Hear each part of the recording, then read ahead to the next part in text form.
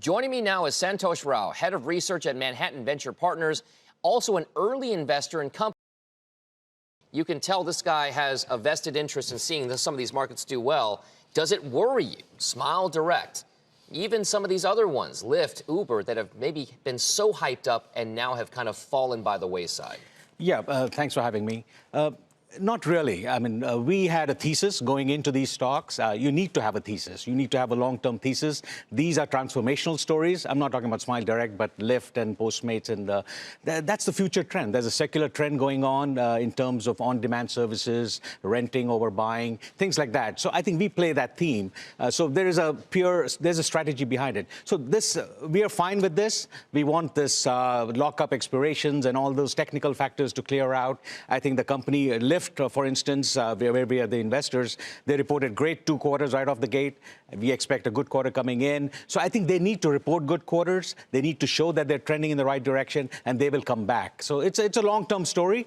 It'll play out in the long term. How much of this is the overall macro environment, given global economic slowdown concerns? I spoke to one top banker who said that this is one of the most brutal environments that's been here for a while. Absolutely. I think I think you can say that it's in a correction phase at this point. There's a lot of introspection going on. The valuations of private companies need to be looked at more carefully. It has to be more holistic. It's not just about growth at any cost. It needs to need to factor in compliance, not compliance, but the corporate governance structures and clear unit economics. And a clear path to profitability. These are important factors.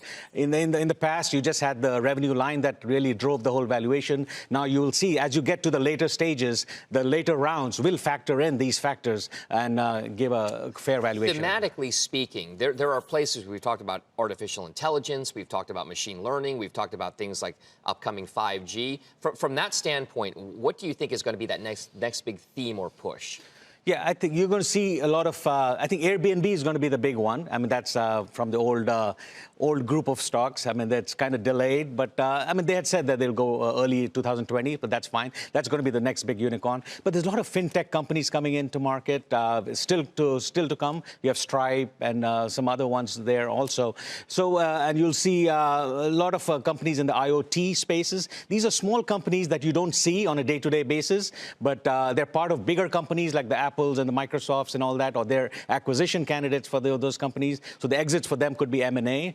But you'll see a lot of activity in the health tech area, because that'll be a big beneficiary of 5G and IoT, like I said. So that's a huge beneficiary. How big will 5G be? I only say this because we've talked about artificial intelligence. We've yet to see any kind of real breakouts for some of these companies. Is 5G going to be that breakout industry right now? It is going to be, but we think it's going to be around 2021. That's the time that 4G took for a while to bake itself and all the applications to come on. So it'll take some time to come on. It's still not rolled out all over the country. So things like that. So I think you'll see around 2021, 22 some neat applications based on 5G, and that'll be a big thing in the telecom technology area. All right. So we'll see. I think the IPO market is good. They have a robust pipeline. It just, the valuation needs to be tweaked a little bit and fully realize that there are some other factors other than revenue that need to be factored in. All right, Santosh Rao. Thank you. For all thoughts on IPOs. Thank you very much.